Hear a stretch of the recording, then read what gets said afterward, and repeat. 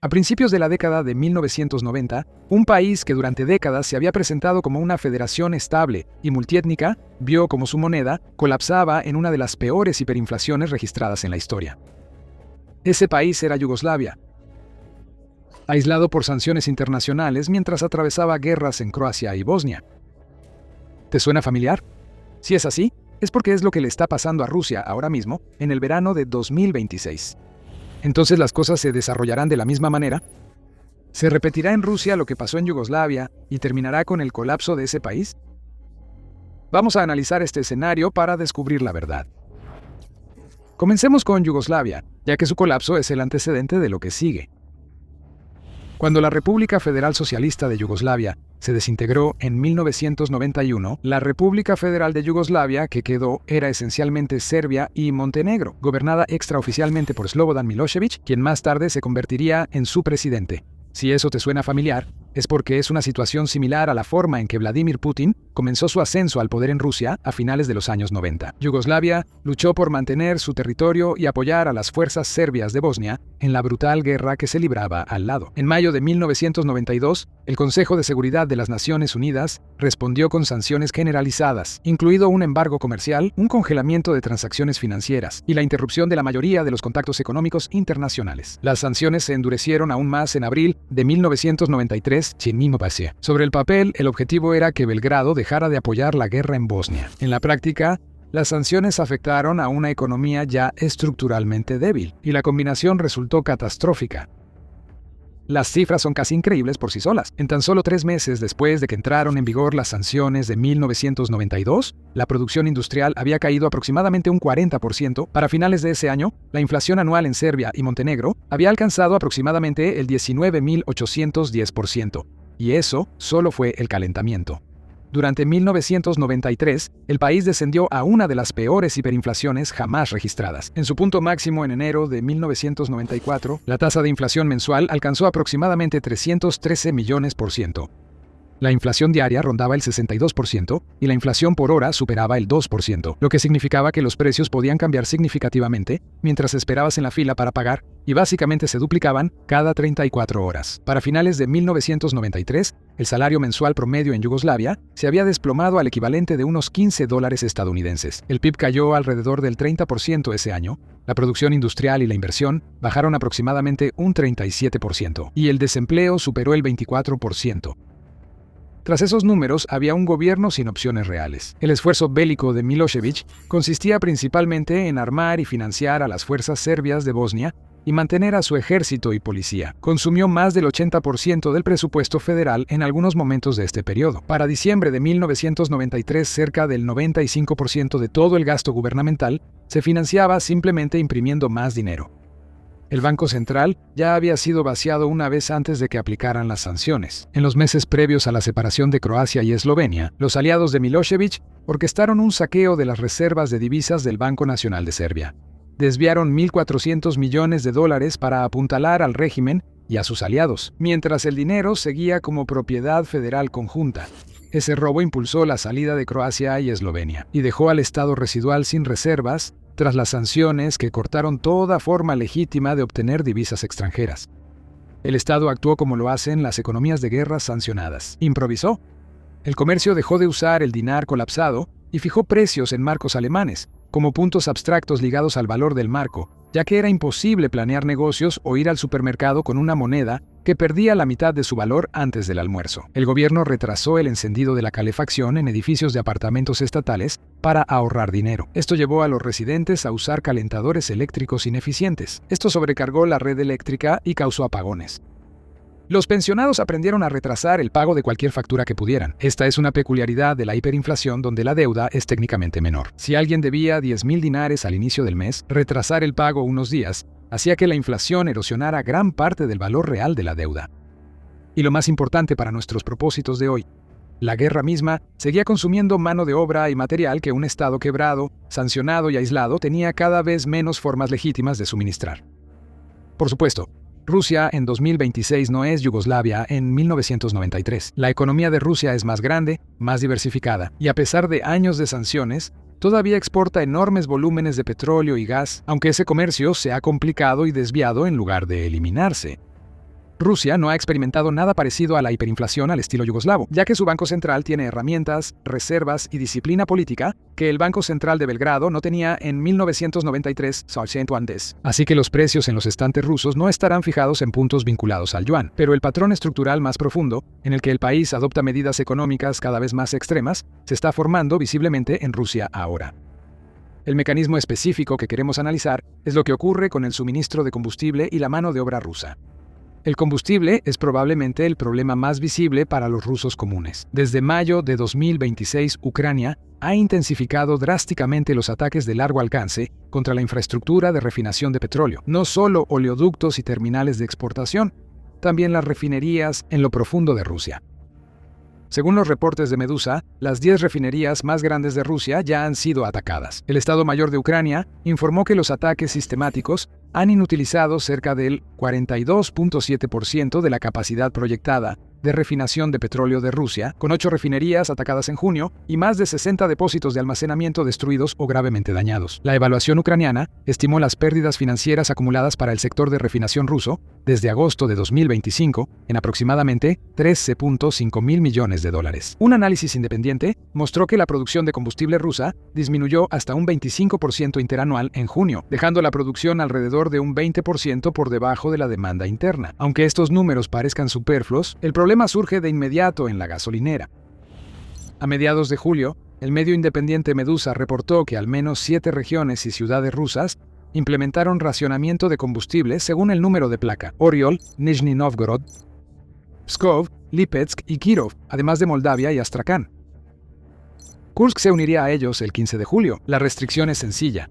La regla par-impar permite que placas que comienzan con dígitos impares carguen combustible en días impares. Este método era parecido al usado en EIE-UUU tras la revolución iraní en los 70, interrumpiendo gran parte de las exportaciones de combustible de la región. Esta vez, el plan se basa en una campaña aérea contra las refinerías, no en un embargo comercial. La improvisación se vuelve aún más extraña. Aquí el eco yugoslavo se vuelve difícil de ignorar. En Krasnodar, Rusia, la administración del distrito de Dinsky ordenó a maestros de escuelas públicas ceder parte de sus vacaciones de verano para cubrir turnos en gasolineras. Pero no están despachando combustible, ya que no hay suficiente combustible para todos. Están en el estacionamiento controlando filas y calmando a conductores enojados. En cuanto al pago, los maestros son recompensados con té y café gratis. Los funcionarios locales insistieron públicamente en que la tarea era voluntaria y solo para maestros varones, según la teoría de que la falta de combustible afecta más a los hombres. Las quejas en los grupos comunitarios señalaban que al personal femenino se le asignaban los mismos turnos bajo amenaza de perder su empleo si se negaban. Una joven maestra mencionó que ella y sus colegas, algunas con menos de 50 kilos, eran enviadas a controlar a multitudes de conductores frustrados, sin paga y prácticamente sin opción. Y en la región de Pskov, las autoridades están reclutando voluntarios y miembros de las llamadas brigadas populares para hacer tareas similares en las estaciones de gasolina. Todo esto mientras usan avisos de reclutamiento que ni siquiera mencionan el pago. En Irkutsk, el gobierno regional ha propuesto un sistema de reservaciones electrónicas para gestionar las filas sin desplegar personal en absoluto. El gobierno optó por medidas más severas a finales de junio, desplegando policía y guardia nacional para mantener el orden. Eso indica que el gobierno realmente esperaba posibles disturbios regionales debido a la preocupación por el combustible y decidió adelantarse a la situación, algo que antes era impensable para uno de los principales exportadores de petróleo y gas del mundo. Observa cómo un Estado reasigna funcionarios y maestros para esto, fuera de su función normal y hacia el apoyo logístico en la crisis de combustible. Sus decisiones contribuyeron a crearla, porque carece de dinero, mano de obra dispuesta y flexibilidad administrativa para resolverlo de otra forma. Es una versión a pequeña escala y de poca importancia de exactamente la improvisación que vimos en Belgrado en 1993, cuando cortaron la calefacción para ahorrar, y los pensionados aprovecharon los plazos de pago para sobrevivir en una economía que ya no funcionaba normalmente. Es poco probable que las filas para conseguir combustible lleven a una hiperinflación, pero el reflejo subyacente de exprimir a las instituciones públicas y a los servidores públicos que las atienden es el mismo. Cabe destacar que esto recuerda al caso yugoslavo. En un comentario sobre la hiperinflación, el Instituto Cato señaló que todas las gasolineras de Belgrado estaban cerradas, excepto las que atendían a extranjeros y personal de embajadas. Si la situación del combustible en Rusia sigue la misma trayectoria, es posible que pronto ya no se obligue a los maestros a trabajar en las estaciones porque ya no habrá nada que hacer. Esa frase de que solo una gasolinera funciona vuelve a aludir a Rusia, como ya lo indicaban informes anteriores a principios de julio, que algunas municipalidades han empezado a adoptar una lista de prioridades para decidir quién puede evitar la fila. Esta forma de pensar y actuar encapsula perfectamente la creciente división entre el gobierno en funciones y la gente común en Rusia que apoya a dicho gobierno, quizás por las razones equivocadas. Ahora cambiamos al tema laboral, porque aquí es donde se vuelve explícito el paralelo con un Estado que se queda sin personas dispuestas a combatir en su guerra. A mediados de julio de 2026, la emisora rusa independiente TV Rain obtuvo y publicó un documento filtrado titulado Plan para la selección de candidatos para el servicio por contrato en 2026. El plan cubre el distrito de Mishki en la República de Buriatia, lejano oriente de Rusia. El documento señala que el plan realiza algo poco común en la economía privada. Enumera cada empresa que opera en el distrito, cuántas personas emplea cada una y cuántos de esos empleados son hombres entre 20 y 60 años. Lo más importante es que también indica una cuota específica de trabajadores que cada empresa debe enviar a luchar a Ucrania. Y lo peor es que no parece ser un caso aislado, pues las fuentes de la filtración indican que estas cuotas también se aplican en otras regiones de la Federación. Antes de entrar en los detalles de cómo funciona este movimiento, asegúrate de suscribirte para recibir más videos diarios. Aquí, en el programa militar, estamos decididos a darte las últimas noticias y análisis detallados sobre todo lo relacionado con la geopolítica. Sobre los documentos filtrados, la cuota busca maximizar las ganancias del gobierno o el número de personas en el terreno, en un cálculo cruel que ha sido constante en todo el esfuerzo bélico. El jefe de distrito recibe una cifra objetivo de la sede regional y lo distribuye entre los empleadores locales. A cada empresa se le asigna un número específico de trabajadores que debe aportar al servicio militar por contrato. Si la administración no quiere enviar a su personal, tiene otra opción. Puede pagar por el servicio en su lugar, contratando a una empresa designada que se especializa en lo que eufemísticamente se llama selección de candidatos para la guerra. La tarifa reportada es de 100.000 rublos o aproximadamente $1.300 a mediados de julio, por cada persona que la empresa no aporte directamente. Esto ni siquiera se limita al sector privado. El plan exige que el hospital del distrito de Mishki proporcione 2 empleados al servicio militar. A pesar de que la región ya sufre de una grave escasez de personal médico, las cuotas no consideran qué sectores pueden prescindir de trabajadores, pues el gobierno solo asigna números y espera que se cumplan. Pero este sistema no es nuevo. Ha evolucionado y comenzó ya en 2024. Las autoridades comenzaron a exigir a los empresarios que aportaran personas para la guerra, respaldando la exigencia con amenazas de inspecciones sorpresa a las empresas que no cumplieran. Para 2025, esto se transformó en el esquema actual de exención mediante pago. Las empresas podían pagar para no enviar empleados, pero cada persona que faltara para cubrir la cuota le costaba a la empresa 450.000 rublos o aproximadamente $6.000. Esto es más de 4 veces la tarifa institucional vigente en Buriatia bajo el nuevo plan de 2026. La discrepancia muestra que el precio para salir de este sistema varía mucho según la región y no sigue una escala nacional. Lo consistente en ambos casos es que la fuerza laboral de una empresa se ha vuelto un recurso que el Estado puede gravar, ya sea en cuerpos o en rublos. Y hay una razón por la que la presión está intensificándose en lugar de disminuir. La cuota del distrito de Mishki para 2026 requiere que las empresas envíen a 61 personas al frente. Esto es cerca de 65% más que la meta del distrito del año anterior. Y en ese año, solo 13 personas realmente firmaron contratos. En otras palabras, el distrito no cumplió en absoluto con su cuota anterior y las autoridades regionales no redujeron las expectativas, sino casi duplicarlas el próximo año. El Estado intenta frenar la escasez de personal con medidas más estrictas. Esto nos lleva a la escalada más grave, que posiblemente sea peor de lo que la gente en la ex Yugoslavia tuvo que soportar. A inicios de julio, Radio Europa Libre Radio Libertad publicó un informe detallado, describiendo un cambio de presión financiera y administrativa a un reclutamiento forzoso abierto. El informe señala que este esfuerzo se centró en la ciudad de Penza, aproximadamente a 625 kilómetros al sureste de Moscú. Según RFL, hombres han sido detenidos en calles y llevados a oficinas de reclutamiento militar y presionados o forzados físicamente a firmar contratos para luchar en Ucrania. El informe mostró un video de un transeúnte donde varios hombres en una minivan eran presionados para ir, según comentarios de personas afuera. Las fuerzas del orden rusas luego negaron públicamente cualquier coacción. El informe de RFRL también incluye casos individuales que son difíciles de categorizar como otra cosa que no sea lo que los ucranianos llaman busificación, término informal para capturar hombres en edad militar en la calle y subirlos a camionetas. La práctica se relacionó al principio con las dificultades de movilización de Ucrania, demostrando que ambos bandos sufren el mismo problema. En Ucrania, el presidente Volodymyr Zelensky reconoció el problema a principios de 2026 y ordenó al Ministerio de Defensa resolverlo. En cambio, la busificación en Rusia parece estar fuera de los límites legales. El informe indica que el Estado simplemente negó los hechos como falsos y los dejó de lado. También oculta cuán común podría ser en el país. Como las autoridades rusas niegan esta práctica, no hay un canal oficial que registre quién fue llevado, dónde o bajo qué pretexto. Por eso mismo, las fuentes de RFERL se basan completamente en familiares y abogados anónimos, en lugar de cualquier registro gubernamental. Los abusos de los centros territoriales de reclutamiento en Ucrania están ampliamente documentados precisamente porque no se niegan. En cambio, se discuten en el Parlamento y los medios ucranianos los mencionan por su nombre. También está el supuesto aumento de incidentes en los últimos años. Junto con el aumento de las cuotas, esto sugiere que el Kremlin está tratando activamente de recurrir a esta medida, en lugar de anunciar otra ronda de movilizaciones parciales. La última movilización anunciada fue en 2022. Le siguió la salida de cientos de miles de personas del país, posiblemente para nunca regresar, lo que solo empeoró la economía de Rusia.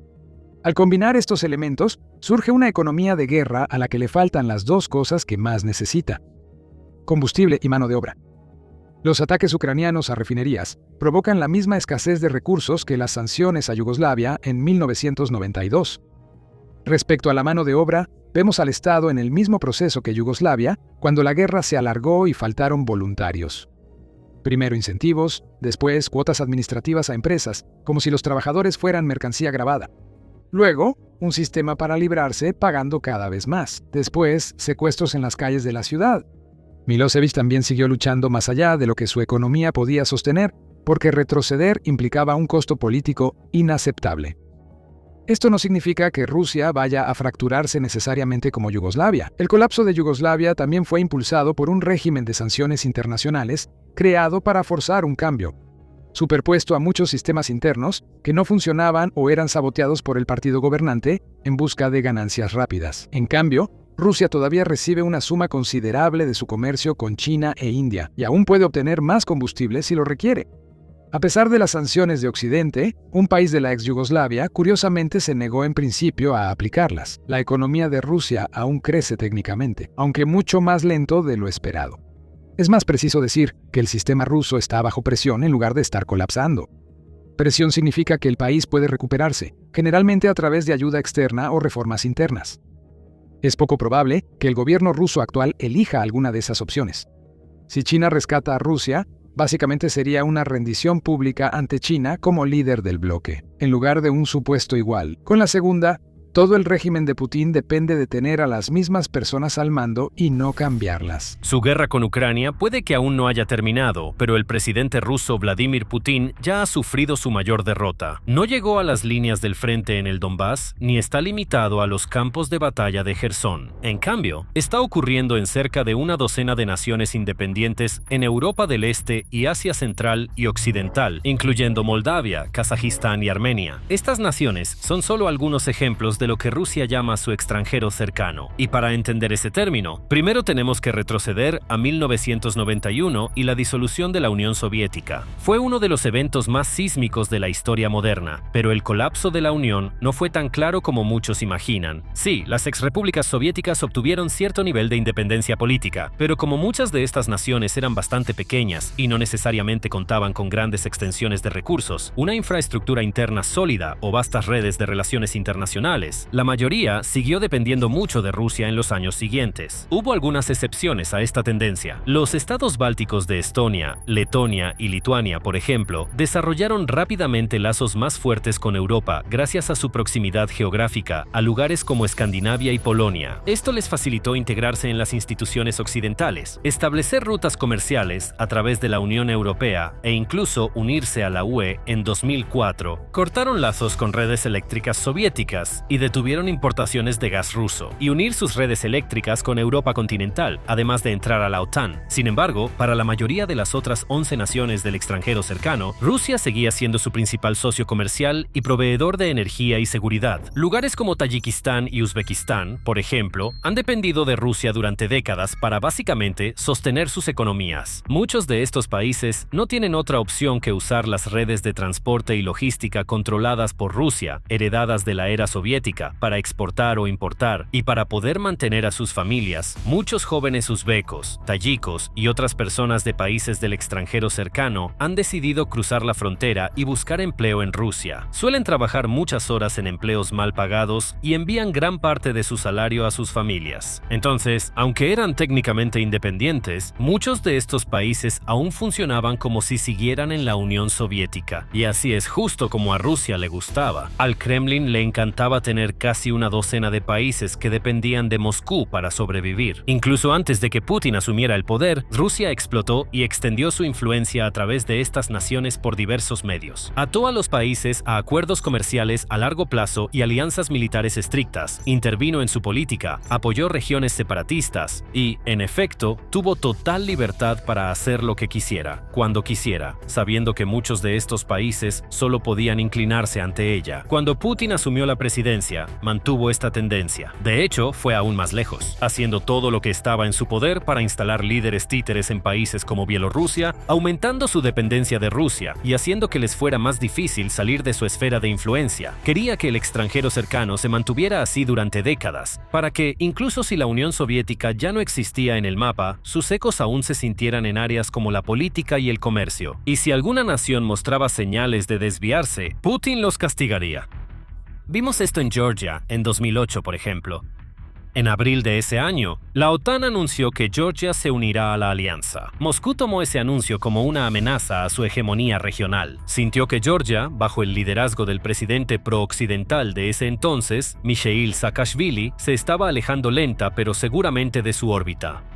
Así que orquestó una invasión, acusando al país de cometer genocidio y tomando el control de regiones separatistas. Lo vimos de nuevo en 2014, esta vez en Ucrania. Rusia notaba que Kiev se acercaba a Europa. Protestas masivas estallaron en todo el país, con los ucranianos presionando al gobierno para fortalecer sus vínculos económicos y políticos con Occidente. Putin no podía permitirse que eso sucediera. Él odiaba la idea de la Unión Europea, o especialmente la OTAN, acercándose a las puertas de Rusia, y tenía muchísimo miedo de perder su capacidad de proyectar poder a través del Mar Negro.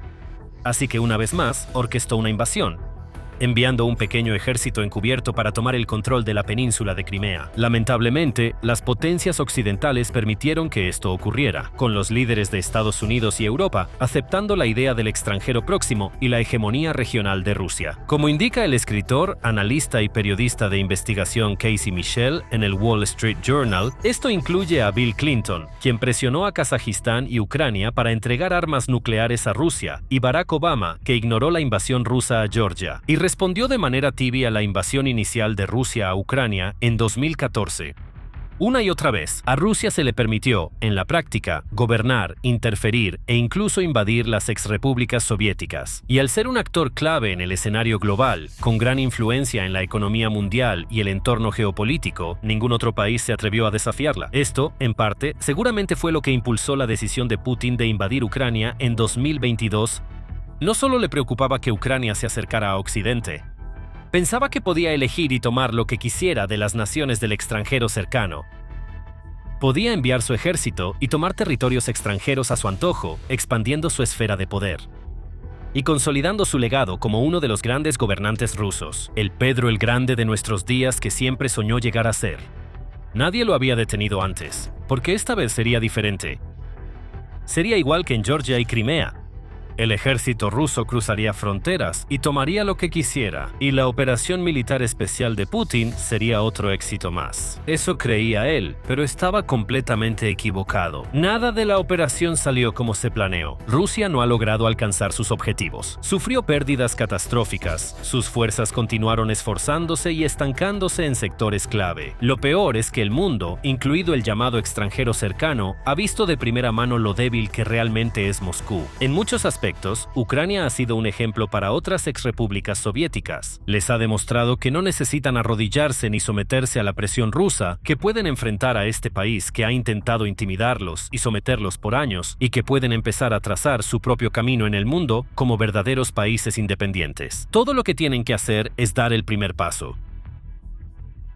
Aunque algunos aún dudan en dar ese paso, varios países exsoviéticos finalmente han comenzado a alejarse de Rusia, reduciendo su influencia y dejando a Putin con mucho menos poder que hace unos años.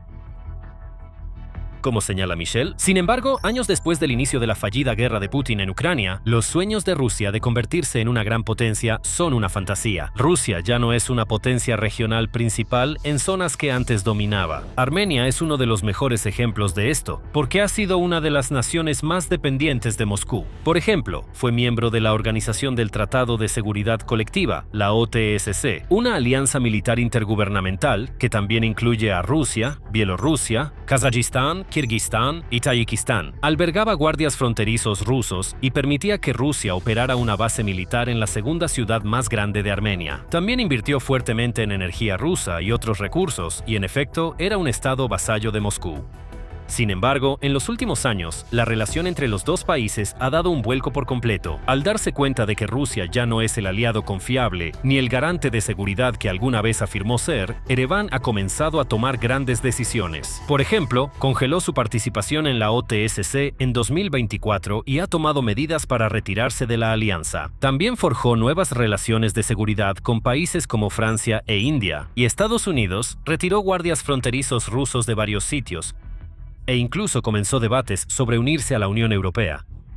La Unión Europea dio la bienvenida a Armenia con un paquete de apoyo de 52 millones de euros y Putin está asustado. En mayo de 2026, él amenazó abiertamente a Armenia con un escenario similar al de Ucrania si seguía profundizando sus lazos con Europa. En el pasado, esas palabras bastaban para causar miedo y pánico en el gobierno y el público armenio. Ahora, sin embargo, las declaraciones de Putin ya no tienen impacto, y Armenia no es la única que se atreve a desafiar al líder ruso. Pero antes de que veamos algunas de las otras naciones que le están dando la espalda a Rusia, por eso hacemos el programa militar, para explicar cómo se mueve el poder. Si eres nuevo aquí, suscríbete para que no te pierdas lo que viene.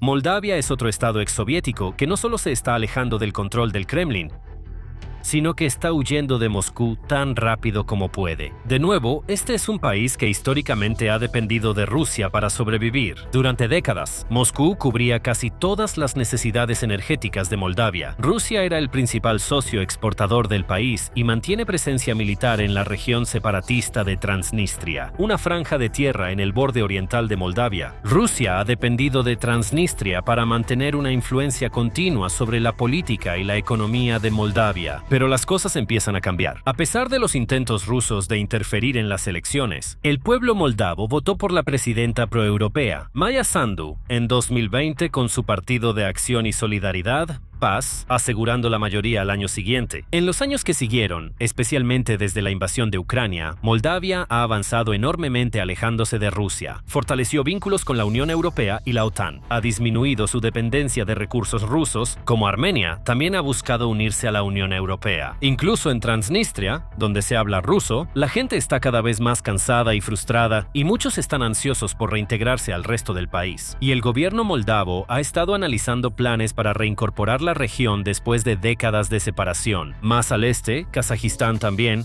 ha adoptado una postura cada vez más firme ante las acciones de Moscú en Ucrania. Por ejemplo, se ha negado a aceptar la anexión de territorios ucranianos por parte de Rusia y ha empezado poco a poco a establecer y fortalecer vínculos con otros países. Hemos visto a Kazajistán expandir su comercio con China, la Unión Europea y los estados del Golfo, por ejemplo, y buscar nuevos acuerdos de defensa con Turquía y socios occidentales. Para reducir aún más su dependencia de Rusia, se ha enfocado en desarrollar y explotar la ruta internacional de transporte transcaspiana, también conocida como el Corredor Medio, una ruta comercial cada vez más importante que conecta China y Europa, pasando por Asia Central, pero sin entrar nunca en territorio ruso. En mayo de 2026, Kazajistán anunció que su historia oficial ya no debe estar ligada a Rusia ni a la Unión Soviética. Debería enfocarse en su papel como sucesor moderno del imperio de la Horda de Oro medieval. Esto puede no parecer tan importante, pero es un mensaje político poderoso de Astana. Refleja el deseo del país de ser visto como nación independiente, separada completamente de su pasado soviético de corte colonial. El vecino del sureste de Kazajistán, Kirguistán, ha seguido su ejemplo. Cuando historiadores rusos argumentaron que Kirguistán no debía considerarse excolonia de Rusia y exigieron que sus homólogos kirguises reescribieran sus libros de texto para ajustar su terminología, Bishkek se mantuvo firme. Historiadores y funcionarios rechazaron la solicitud del Kremlin, y los jóvenes kirguises en particular ven a Rusia bajo una luz cada vez más desfavorable, como lo señaló la académica Erika Marat, quien escribió recientemente: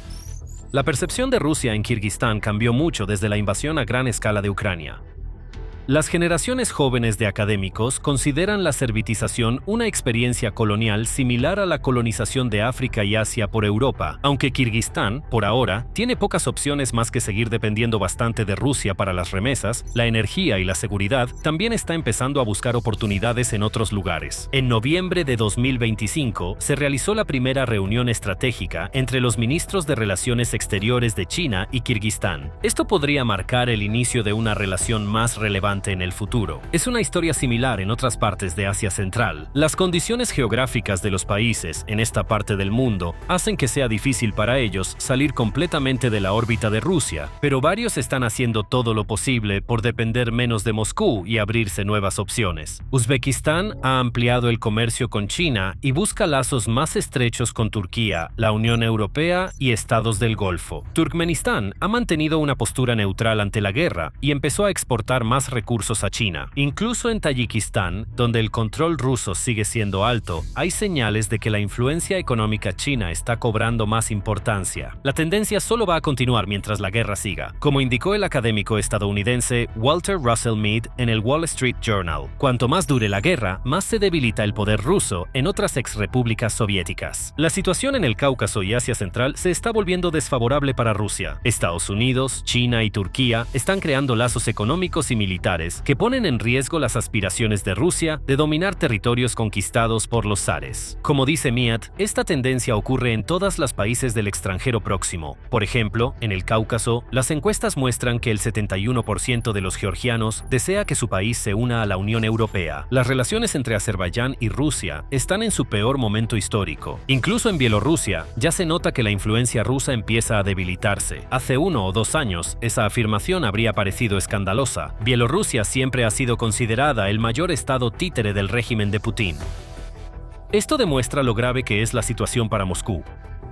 En junio de 2026, por ejemplo, el presidente bielorruso y aliado de Putin, Alexander Lukashenko, cedió efectivamente ante un ultimátum emitido por su homólogo ucraniano, Vladimir Zelensky. Zelensky amenazó a Bielorrusia con acción militar si no desactivaba las estaciones de retransmisión que Rusia usaba para guiar drones Shahed hacia objetivos en Ucrania. Aunque Lukashenko ha sido visto durante mucho tiempo como el perrito faldero personal de Putin, aún no quiere arrastrar a su país a la guerra más de lo necesario. Así que hizo lo que Zelensky exigió y en el proceso le dificultó la guerra a Rusia. Lukashenko también ha sido visto haciendo varios viajes a China en tiempos recientes y las posibles implicaciones de estas visitas no han pasado inadvertidas. Comentando la presencia del presidente bielorruso en Pekín, el Centro para Contrarrestar la Desinformación de Ucrania, CCD, escribió: la reciente visita de Lukashenko a China, que usa como contrapeso a Rusia, refleja la creciente caída de la influencia de la política exterior rusa. Después de Europa del Este, el Cáucaso Sur y Asia Central, Rusia pierde influencia incluso sobre su principal satélite. La idea de que todas estas naciones del extranjero próximo se distanciaran de Rusia simplemente no habría sido posible antes de 2022. Antes de que invadiera Ucrania, Rusia ciertamente no era un aliado, socio o protector perfecto, pero países como Uzbekistán y Armenia al menos sentían que podían contar con Moscú para ayudarles con sus economías y apoyarlos cuando surgieran situaciones difíciles. Ahora, esas mismas naciones ven a Rusia de una manera completamente diferente y en gran parte todo es culpa de Putin. Invadió Ucrania creyendo que eso le mostraría al mundo lo fuerte que es Rusia. En realidad hizo lo contrario. El vergonzoso fracaso del Kremlin para capturar el Donbass y su incapacidad para lograr cualquiera de sus objetivos declarados en Ucrania en realidad han revelado lo débil que es. Y la situación para Putin se vuelve más humillante cada día. Las fuerzas rusas se están estancando en todas las líneas del frente. Ucrania está contraatacando con más fuerza que antes, ganando terreno en zonas clave y realizando devastadores ataques de largo alcance con drones y misiles en lo más profundo de Rusia, incluso alcanzando la capital del país. Las fuerzas de Kiev avanzan hacia la liberación de Crimea, algo que hace años parecía imposible. Y como señala Michelle, la creencia de Putin de que puede conquistar el resto del Donbass parece cada vez más irreal, resaltando lo vacías que son las afirmaciones de Rusia sobre hegemonía regional. Todo el mundo puede ver esto, incluidas las exrepúblicas soviéticas. Y no les gusta lo que ven, porque Rusia ha mostrado su verdadera cara. No es un aliado ni un protector. No es una poderosa superpotencia militar a la que todo el mundo deba temer. Es un matón desesperado que intentó presionar demasiado a una de sus víctimas. Ahora toda la clase está en su contra. Considerando que la población de Rusia disminuye, su economía está en ruinas y muchas industrias nacionales colapsan por el monopolio del sector defensa, la evidencia muestra un panorama claro. Los días de la Federación Rusa como la conocemos, y especialmente el régimen de Putin, tienen los días contados.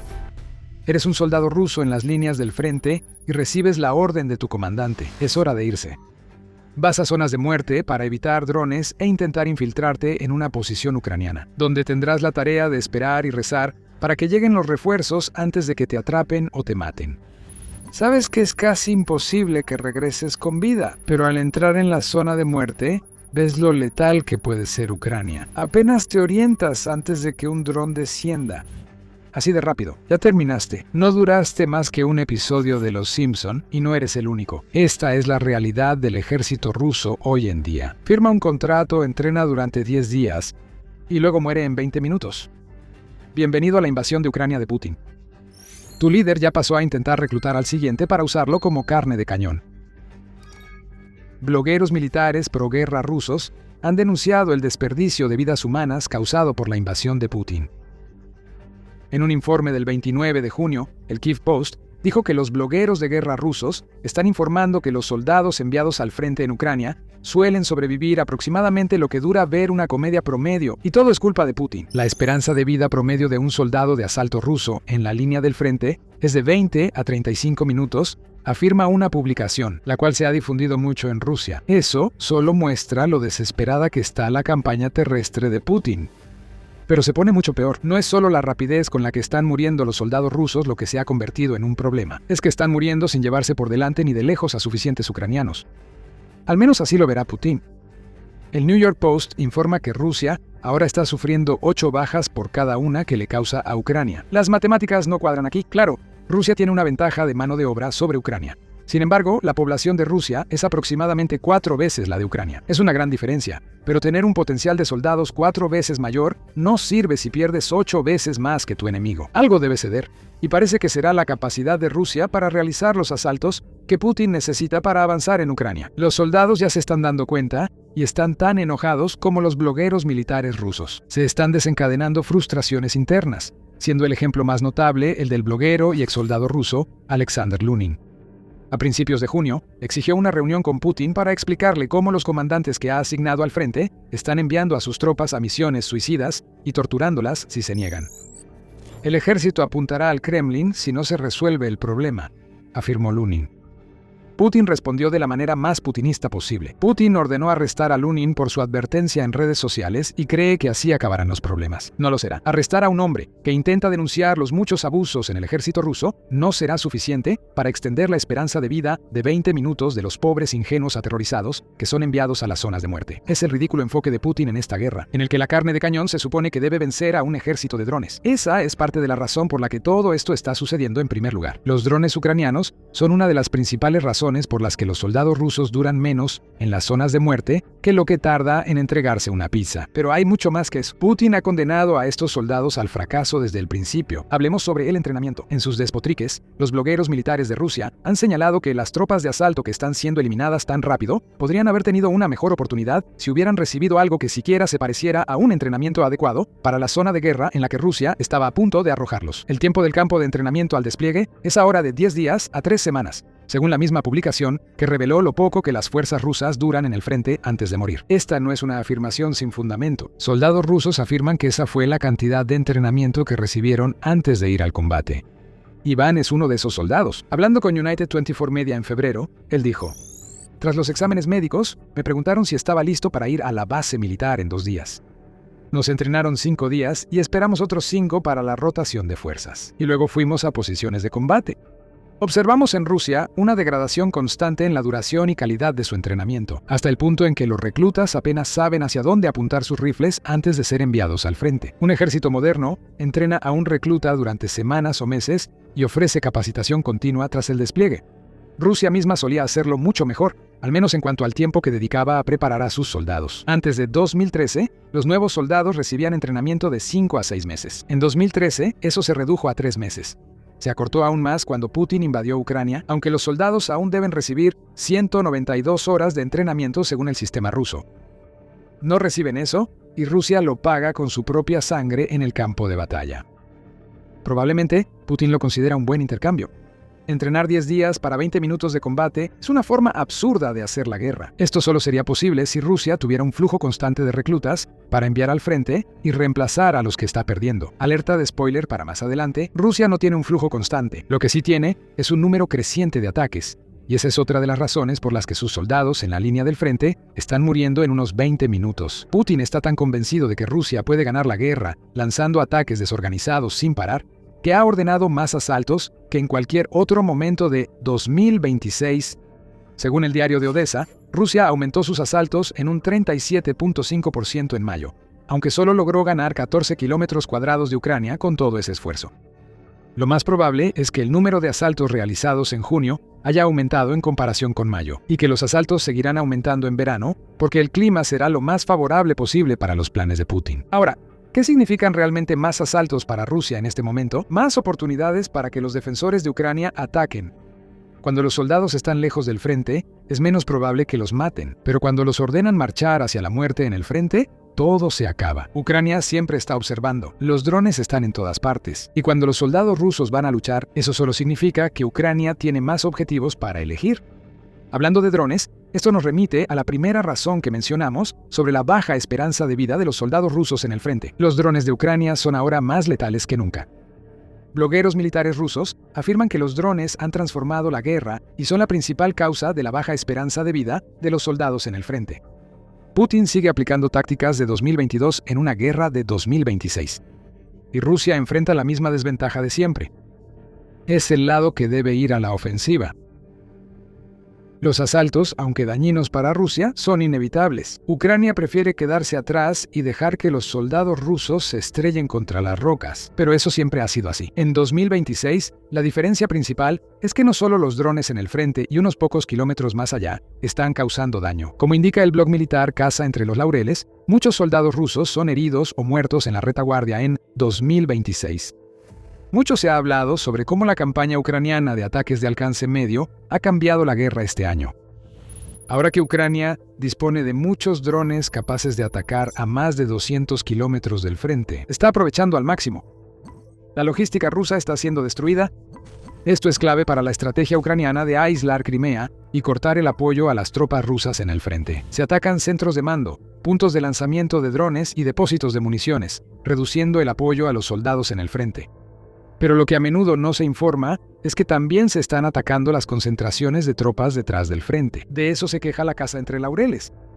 Rusia ya no puede preparar ni lanzar asaltos sin ser detectada. Cuando Ucrania detecta dónde podría haber una concentración de tropas, envía los drones de ataque de rango medio. Aunque esos drones fallen, solo las defensas aéreas del punto de reunión podrían detenerlos. Se envía el mensaje de que Ucrania sabe exactamente dónde están los soldados que llegan. Los que sobrevivan al ataque en la retaguardia serán rastreados y abatidos en el frente. Respecto al frente, tampoco podemos ignorar que Ucrania amplió mucho la estrategia de zona de muerte creada en 2025. En partes del frente, las zonas de muerte abarcan hasta 50 kilómetros de territorio lleno de drones. Después siguen los drones de ataque intermedio. El concepto de zona de muerte busca generar la alta tasa de bajas y baja esperanza de vida que vemos ahora. No son ideas nuevas. Durante siglos, los ejércitos han guiado a sus enemigos hacia zonas donde pueden ser abatidos con armas. En el pasado reciente, la artillería y los cohetes eran los que hacían el trabajo. Ahora son los drones, miles de ellos. Algunos mantienen una vigilancia interminable y otros esperan para atacar en cuanto detectan a un soldado. Si sumas esos drones a defensas como alambre de púas que frena a los soldados, zanjas antitanque y dientes de dragón para frenar vehículos, obtienes los ingredientes para masacres. No sorprende que los soldados rusos solo duren 20 minutos, entonces Putin hará algo al respecto, ¿no? Son sus compatriotas cayendo como moscas en Ucrania, así que debe tener ideas. Si crees eso, no conoces a Putin. Antes de continuar, este es el programa militar. Te traemos este análisis cada semana. Suscríbete si nuestros videos te aportan valor. Para que Putin intentara de verdad resolver el dilema ruso de los 20 minutos, sus soldados tendrían que importarle. ¿Le importan? Por supuesto que no. Rusia sufre bajas tan rápido y en esa escala porque a Putin no le importan los soldados que envía al frente. Para un hombre insensible obsesionado con su legado, solo son herramientas. No solo lo decimos nosotros. El ministro de Relaciones Exteriores de Ucrania, Andriy Syavir, dijo lo mismo hace un año ante la afirmación de Putin de que cualquier territorio pisado por un soldado ruso es ruso. A Putin no le importan los soldados rusos ni sus pies destrozados por drones ucranianos. Es un asesino en masa de su pueblo. Ya sacrificó a 1 millón de soldados rusos en una masacre sin sentido en Ucrania, sin lograr un solo objetivo estratégico. 1 millón de soldados, 2 millones de pies. Xavier Bramo. Las cifras son cerca de 1.4 millones de soldados y 2.8 millones de pies un año después. Donald Trump, presidente de Estados Unidos, también ha mostrado frustración por Putin y su indiferencia hacia sus soldados, afirmando en junio de 2025: tal vez no le importe. Empiezo a pensar eso. Pierde muchos soldados igual que Ucrania. Para Putin, que mueran en 20 minutos no le importa. Al menos absorbieron una bala, dron o munición ucraniana. Y hay muchos más que permitirán que Rusia siga enviando carne al triturador hasta que se descomponga. Quizá recuerdes nuestro adelanto de antes. No hay un flujo ininterrumpido. Putin necesita empezar a preocuparse por la baja esperanza de vida de sus soldados, porque ese hecho, junto con la enorme cantidad de bajas rusas, le está empezando a pasar factura. Sobre el personal, blogueros militares rusos dicen que la situación actual es insostenible, especialmente porque Rusia prácticamente no está obteniendo nada en cuanto a capturas territoriales con sus hombres de 20 minutos. La situación es tal que en otoño habrá o paz o movilización. Según notas de un veterano canal de Telegram, el bloguero sugirió a los hombres en edad de conscripción que ahora es el momento de preparar una mochila de emergencia y pasar desapercibidos para el Kremlin. El reclutamiento de voluntarios rusos falla tanto que Putin ya no puede ignorar que sus soldados duran solo minutos en el frente. A pesar de ofrecer enormes bonos de firma de $80,000 junto con $140,000 en alivio de deudas, Rusia está muy por detrás de sus cifras de 2025 en lo que respecta al reclutamiento. Según CNN, el reclutamiento ruso disminuyó un 20% durante el primer trimestre de 2026 en comparación con el año anterior. United 24 Media tiene una cifra aún más preocupante para Putin. Dice que el reclutamiento de soldados por contrato cayó drásticamente, señalando que Rusia envió a 1.708 soldados por contrato al frente en abril, seguido por 1.378 en mayo. Putin tiene un problema. Decimos esto seguido en este canal, usualmente porque Ucrania expone al líder de Rusia, pero no esta vez. El último problema de Putin se está desarrollando muy lejos del territorio de Ucrania, aunque podría ser igual de explosivo en cuanto al impacto que tenga en Rusia y en el legado de Putin. Algo importante pasa en Chechenia, y el líder ruso no puede evitarlo. Putin está por iniciar otra guerra. No será contra un país de la OTAN ni una escalada de Rusia en Ucrania. El siguiente enemigo surge desde dentro de Rusia y podría acabar con Putin. Y todo gira en torno a un solo hombre: Ramzan Kadyrov. Desde 2007 Kadyrov ha sido el presidente, o más precisamente el dictador despiadado, de la República Rusa de Chechenia. Durante su gobierno, Chechenia siguió bajo influencia rusa, aunque luchó varias veces por su independencia. Kadyrov está muy lejos de ser un factor de moderación. Es un hombre brutal que ha implementado la Sharia y ha reprimido cualquier intento de quienes dentro de Chechenia quieren independizarse de Rusia. Por eso Putin valora a Kadyrov. Es un sicario que usa su hacha para mantener la influencia de Rusia. No solo en Chechenia, sino en toda la región del Cáucaso. Pero Kadyrov se está muriendo. Al menos ese es el rumor que empezó a circular a principios de 2026. En enero, el Moscow Times informó que medios rusos y ucranianos especulaban que Kadyrov padecía insuficiencia renal, posiblemente terminal. Claro, antes solo eran rumores, pero ahora parecen realidades que Putin pronto enfrentará. En los últimos meses, Kadyrov ha estado tomando medidas que indican que busca asegurar el lugar de un posible sucesor, o al menos, proteger a su familia en un país donde la guerra entre clanes siempre es posible. Los hijos de Kadyrov, jóvenes y con muy poca experiencia en el gobierno, están siendo puestos en cargos clave del gobierno. Nepotismo, quizás, pero también es un movimiento extraño llevado a cabo por un dictador que también es bastante joven. Más extraños son los matrimonios de varios hijos de Kadyrov con funcionarios en Chechenia. Si sabes algo de historia, sabes que el matrimonio entre los hijos de líderes mundiales a menudo se usaba como una forma de construir alianzas y protegerse de ataques. La sociedad de clanes en Chechenia suele funcionar igual. Los matrimonios de los hijos de Kadyrov y sus ascensos a puestos clave en el gobierno son todas señales de que Kadyrov está tratando desesperadamente de preparar a su familia para un futuro en el que él no esté presente. El hombre toma decisiones que indican que morirá pronto. Este hecho está generando un gran problema para Putin. Aquí vemos una inminente crisis de sucesión que amenaza consumir a Chechenia. Para Putin, que ha confiado mucho en la estabilidad de Kadyrov, al menos respecto a su capacidad de someter a los clanes chechenos, esa crisis de sucesión es fatal para la posición de Rusia en el Cáucaso. Como señala la revista Foreign Policy en un artículo del 4 de junio, Chechenia tiene un historial de generar caos que va mucho más allá de su tamaño relativamente pequeño. Gran parte de ese caos se debe al deseo de muchos en el país de independizarse de Rusia. Si Kadyrov realmente está cerca de morir a los relativamente jóvenes 49 años, eso significa que Chechenia está por caer en el caos. Cuando el hombre fuerte desaparece, nadie controla a los clanes que aún quieren luchar contra Rusia. En este momento, Putin debe estarse haciendo una gran pregunta: ¿quién viene después de Ramzan Kadyrov? El líder de Chechenia parece estar preparando a su hijo de 18 años, Adam, para el puesto. Para Rusia, eso sería una solución ideal en ciertos aspectos. Podría dejar que Putin nombre un asesor, casi como un regente para el nuevo gobernante. Así la influencia de Rusia prevalece en Chechenia. Pero incluso este escenario ideal está lleno de problemas. Adam Kadyrov es joven, demasiado joven. Por eso se planteó el tema de un regente. La juventud del hijo de Kadyrov lo convierte en un blanco mucho más fácil que el propio Kadyrov. Adam podría ser visto como débil, como un niño en un cargo de adulto, posible objetivo de otros clanes, especialmente los dirigidos por rivales de Kadyrov, que han sido llevados al exilio. Kadyrov podría intentar posicionar a otros hijos como líder antes de morir. Ahmad, poco más de un año mayor que Adam, es el intelectual de la camada, dice The Spectator, pero también carece de carisma, y su padre no parece considerarlo un sucesor digno. Selim Selimyan heredó la sed de sangre de su padre y es tan salvaje que lo exiliaron a los Emiratos Árabes Unidos, así que parece estar fuera. Así que queda Adam, un sucesor débil de un líder cuya salud parece estar fallando, arrojado al papel del hombre en quien Putin tiene que confiar para mantener su influencia en Chechenia. La muerte del viejo Kadyrov provocará un periodo de caos en Chechenia. Aunque pongan a uno de los hijos al frente, Putin no puede confiar en el control estricto que ha mantenido a Rusia, dominando una de las repúblicas más rebeldes por casi 2 décadas. Se avecina una pelea, y para entender más sobre el porqué, necesitamos mirar un poco más a fondo la historia reciente de Chechenia en relación con Rusia. Te llevamos de regreso a los años 90 y a principios de los 2000. ¿Recuerdas el impulso independentista que mencionamos y que aún persiste en muchos clanes de Chechenia? Ese impulso llegó a su máximo a finales del siglo XX, cuando Chechenia participó en 2 guerras con Rusia que marcaron al país. Para Putin, esas guerras fueron oportunidades. La segunda lo vio someter brutalmente a Chechenia y lograr que el padre de Ramzan, Ahmad, se uniera a él.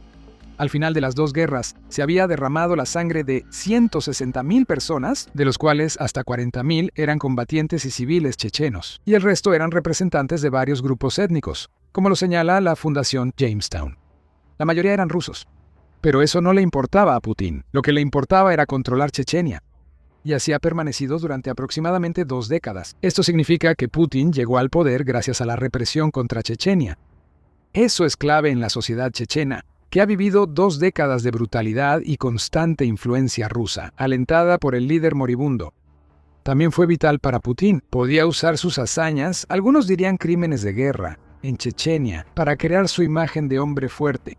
Putin resolvió el problema checheno. Podía resolver cualquier problema de Rusia. Solo que Putin no anticipó que un gobernante que debería haberlo sobrevivido terminaría en su lecho de muerte demasiado pronto. Y si Kadyrov muere, el potencial para protestas masivas, una rebelión renovada y la movilización política de los opositores de Putin está sobre la mesa. Habría que iniciar otra guerra para controlar todo esto. Pero aquí es donde la guerra de Ucrania se convierte en un factor importante. Chechenia tuvo un papel interesante en esa guerra. Los leales a Kadyrov han combatido del lado de Rusia durante todo el conflicto, pero hay muchos chechenos que, en cambio, han tomado las armas por Ucrania. GIS informa que aquellos que luchan por Ucrania suelen apoyar en general que Ucrania mantenga su soberanía. Sin embargo, también quieren aprender, ver cómo lucha Rusia y entender qué hace Ucrania para defenderse. Ucrania ha impulsado hábilmente el deseo de algunos chechenos de aprender en preparación para su lucha por la independencia. En 2022, Ucrania reconoció oficialmente la independencia de Chechenia de Rusia. Fue una burla a Putin y una señal para quienes en Chechenia quisieran luchar de que Ucrania los apoyaría. La oportunidad para esa batalla por la independencia no se había presentado hasta ahora. Durante décadas, Putin ha confiado en una persona y en su brutal régimen para controlar el deseo de independencia de muchos dentro de Nino, Chechenia. Ahora, esa persona parece estar al borde de la muerte. Se está formando un vacío de poder y quienes Kadyrov preferiría como sucesores son demasiado vulnerables para asegurar a Putin una transición sencilla. Se avecina una pelea y es algo para lo que Rusia no está lista tras más de 4 años de guerra brutal en Ucrania. Esto es solo el inicio de los problemas de Putin. Lo que está sucediendo en Chechenia en este momento se está combinando con otros desafíos en las regiones del Cáucaso y entre las repúblicas rusas, que muestran cómo el poder se le está escapando de las manos a Putin. Antes de profundizar, estás viendo el programa militar. Por eso hacemos videos para mostrar cómo se mueve el poder. Suscríbete si te gusta. Subimos videos diarios. ¿Por qué Rusia se preocupa tanto por Chechenia? El país aún está lejos de ser una gran potencia, con una población de alrededor de 1,5 millones y una superficie de solo 17.300 kilómetros cuadrados. Chechenia parece más una gran ciudad que una nación. Sin embargo, aunque sea pequeña, Chechenia es crucial para Rusia por varias razones. Primero, la ubicación de Chechenia. Se encuentra al norte de las montañas del Cáucaso, que son vitales porque permiten que quien controle el territorio alrededor de esas montañas también controle el acceso de entrada y salida de la región de Asia Occidental. Se puede acceder a países como Turquía e Irán a través de esta cordillera y funcionó como zona de amortiguamiento para Rusia. No es que Rusia corra riesgo desde ahí, pero ¿cuándo le ha importado eso a Putin? Él quiere controlar las montañas del Cáucaso para estar listo ante un ataque. Además, mantener el control alimenta su narrativa de ser el gran protector ruso. Con eso ya queda cubierto un frente. Chechenia otorga a Rusia el control de una zona de amortiguamiento que protege a la madre patria. Con Kadyrov, al parecer muriendo, ese control empieza a desvanecerse y empeora. Al sur de esta cadena montañosa está Armenia, otra región que Rusia intenta controlar. Armenia dio un paso enorme hacia la derrusificación en junio. Se celebraron elecciones y como resultado, el primer ministro Nikol Pashinyan obtuvo casi el 50% de los votos y el principal puesto de poder en Armenia. Pashinyan venció a la oposición apoyada por Rusia y superó una gran campaña de desinformación para lograr la victoria. Parece probable que él impulse la adhesión a la Unión Europea, junto a vínculos más fuertes con Occidente. Esto significa que el control de Rusia sobre los territorios al norte y sur del Cáucaso está en riesgo como no se veía en décadas. El cambio en Armenia ha sido gradual y tomó muchos años. La crisis en Chechenia será explosiva, provocada por la muerte de un hombre. Pero en ambos casos, vemos que la influencia rusa está disminuyendo. Putin intentó por todos los medios forzar a Armenia a elegir a un primer ministro afín a Rusia. Rusia lanzó campañas de desinformación sobre Pashinyan. Putin le hizo exigencias a Pashinyan en la reunión del 1 de abril, junto con amenazas sobre embargos comerciales que Rusia implementó a medida que se acercaban las elecciones. El punto de no retorno, según portavoces rusos, Armenia lo cruzó sin mirar atrás. Y al final, Putin vio que sus maquinaciones eran inútiles. Para él, Occidente ganó en Armenia y su control sobre el Cáucaso se debilitó. Con la crisis de Chechenia cerca, ese control debilitado podría colapsar por luchas internas y la incapacidad de Rusia para someterla en nombre de un líder designado por Kadyrov, ya que gran parte de su ejército está en la guerra en Ucrania. Eso nos lleva a otro punto. Chechenia es una república de Rusia, aunque algo autónoma, sigue bajo el control de Putin y sujeta a muchas leyes de Rusia. Este no es un arreglo poco común. De hecho, Rusia tiene 21 repúblicas, aunque dice tener 22 al contar Crimea, que fue anexada ilegalmente. Imagina este escenario. Kadyrov muere, y el hijo inexperto que elige como sucesor fracasa. Pese a los intentos de Rusia, otro clan checheno asume el poder y reaviva la lucha independentista que marcó gran parte de la etapa inicial de la carrera política de Putin. Esta vez, Rusia está agotada por la guerra en Ucrania. Rusia ha perdido a más de 1.390.000 soldados. 12.000 tanques han sido destruidos en Ucrania, junto a más del doble de vehículos blindados. Aunque Rusia tiene un ejército lo bastante grande como para enfrentar a los rebeldes chechenos, cada soldado enviado a la República no puede ir a Ucrania.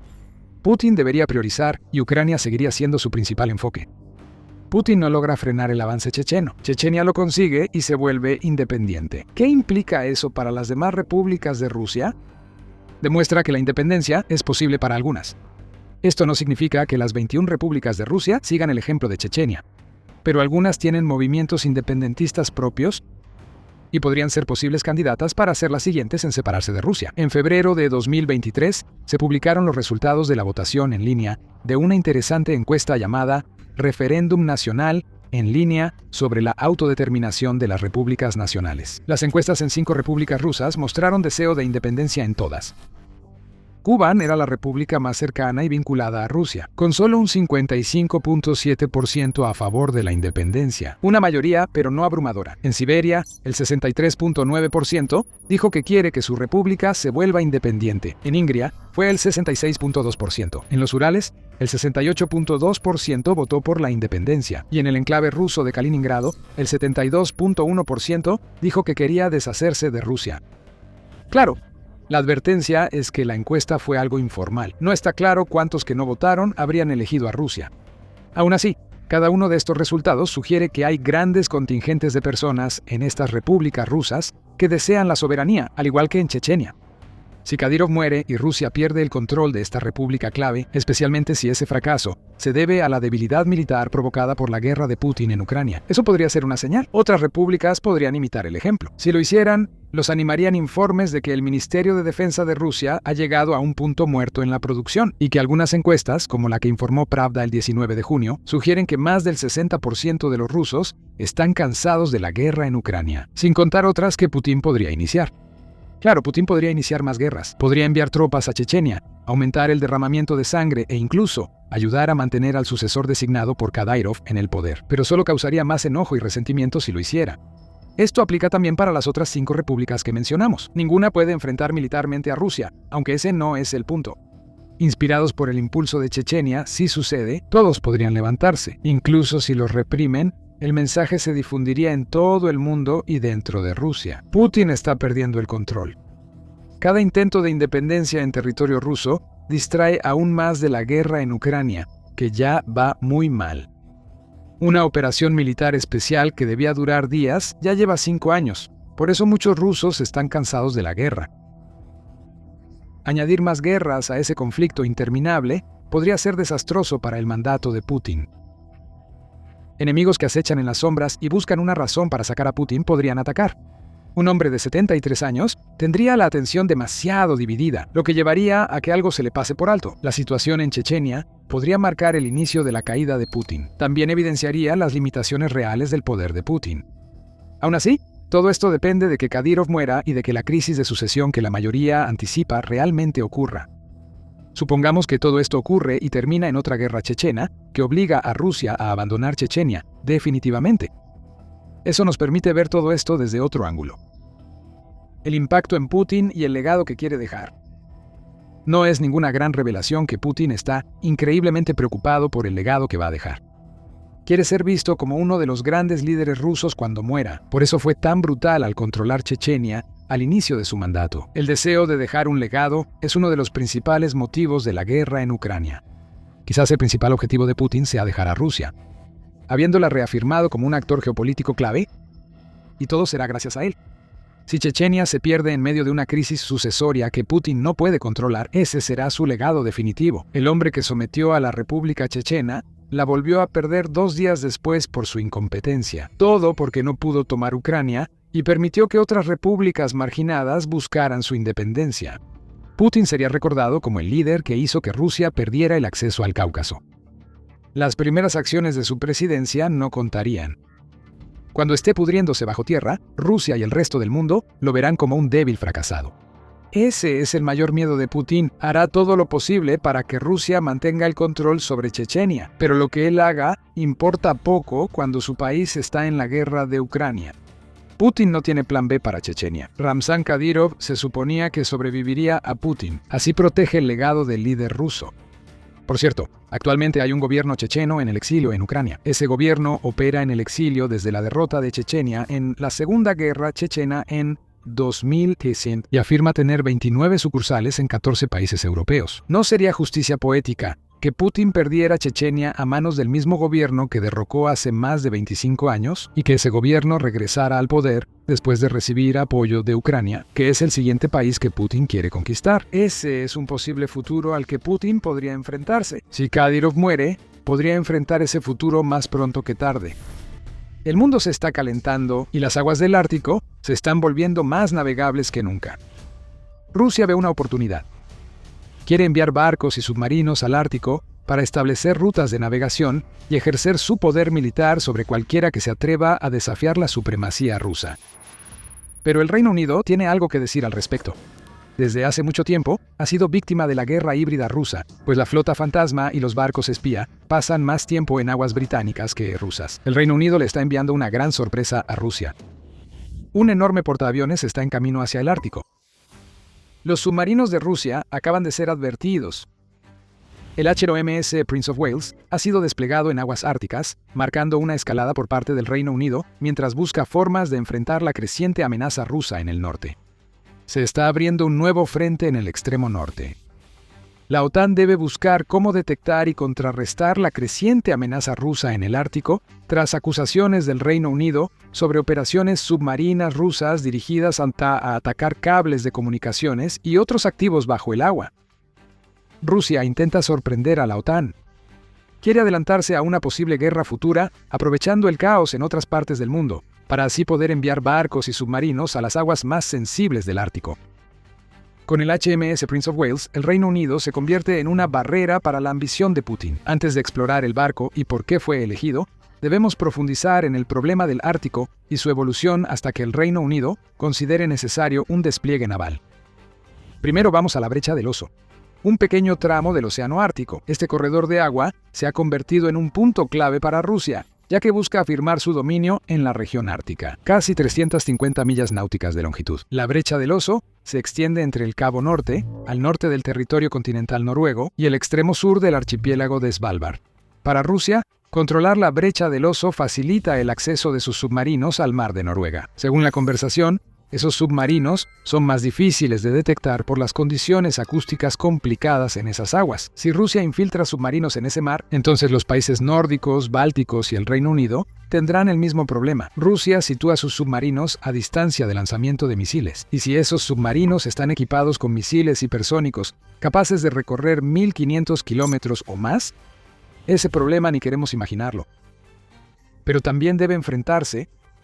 La brecha del Oso es solo un síntoma de un problema mucho más amplio que la OTAN europea tiene que enfrentar.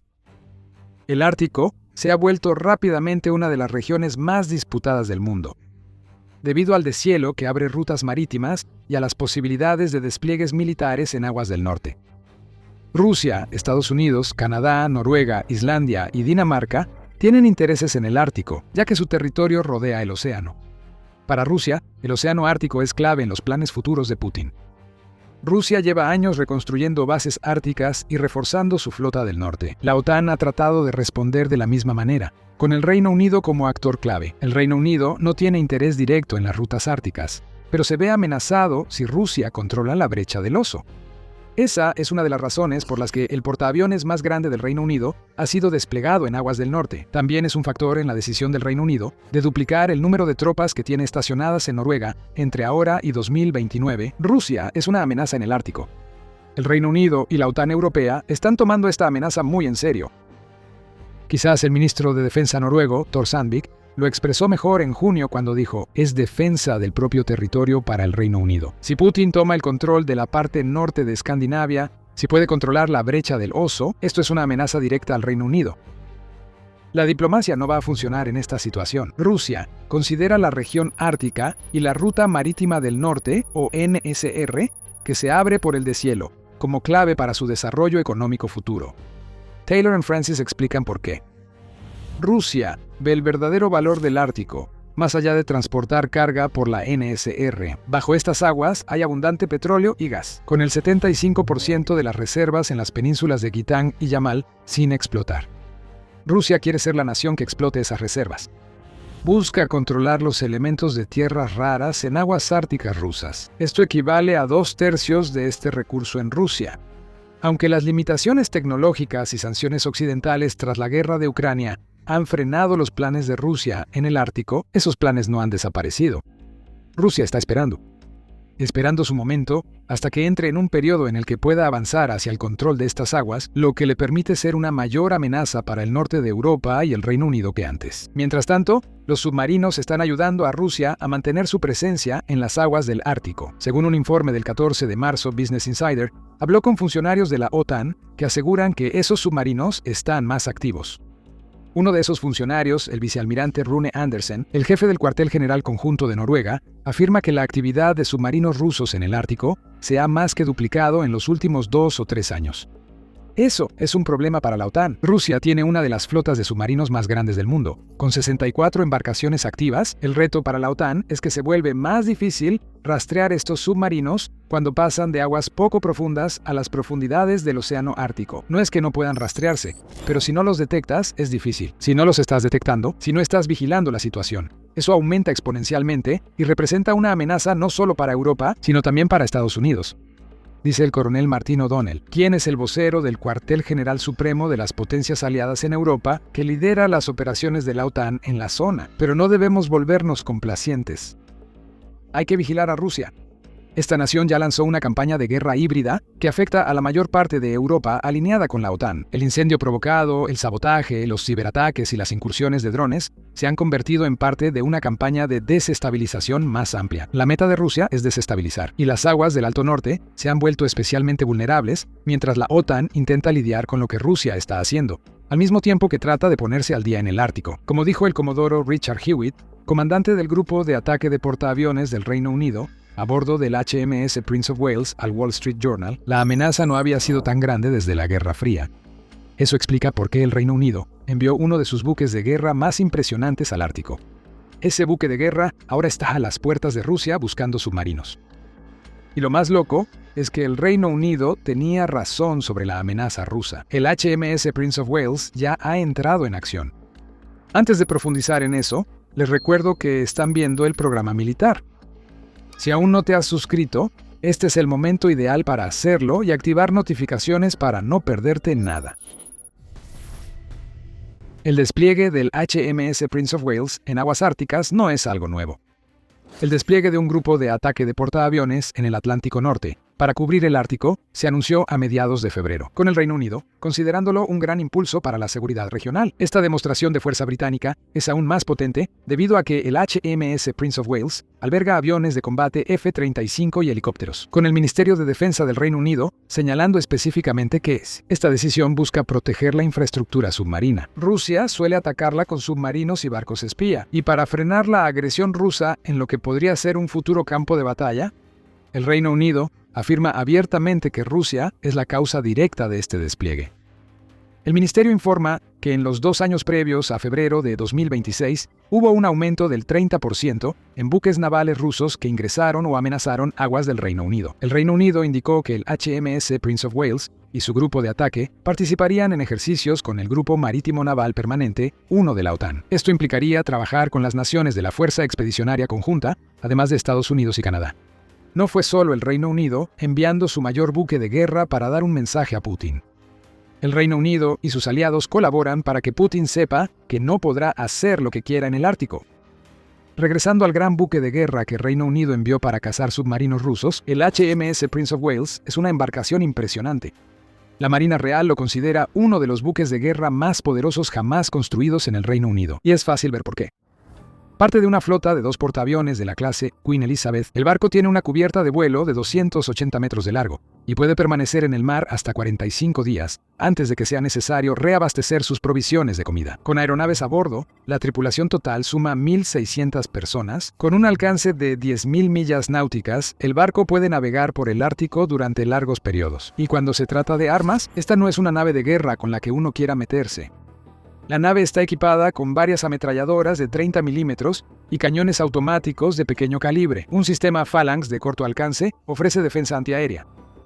Y ese cañón puede disparar hasta 4.500 balas por minuto.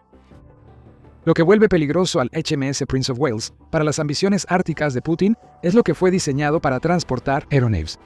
El barco puede transportar hasta 36 aviones de combate F-35B Lightning II, junto con 12 helicópteros Merlin o Tornado y otros 8 helicópteros Apache, para un total de 56 aeronaves llevadas a las aguas árticas. Rusia no tiene nada que se le acerque.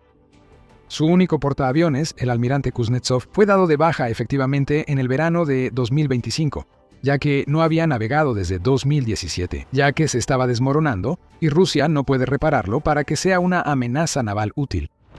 Enfoquémonos en los F-35 porque son el arma más impresionante que el HMS Prince of Wales lleva al Ártico. Esos F-35 son enormes. El objetivo del Reino Unido de rastrear naves y submarinos rusos en aguas del norte, lanzados desde rampas y capaces de mantenerse suspendidos para aterrizar verticalmente en la cubierta del buque, estos F-35 detectan objetivos antes que los radares de barcos o bases de la OTAN en aguas árticas. Pueden alcanzar una altitud de 30.000 pies, lo que les da visibilidad por cientos de millas. Y mientras vuelan, los sonares del HMS Prince of Wales, sus barcos escoltas y los helicópteros escanean bajo las olas, buscando submarinos y amenazas como sumergibles no tripulados.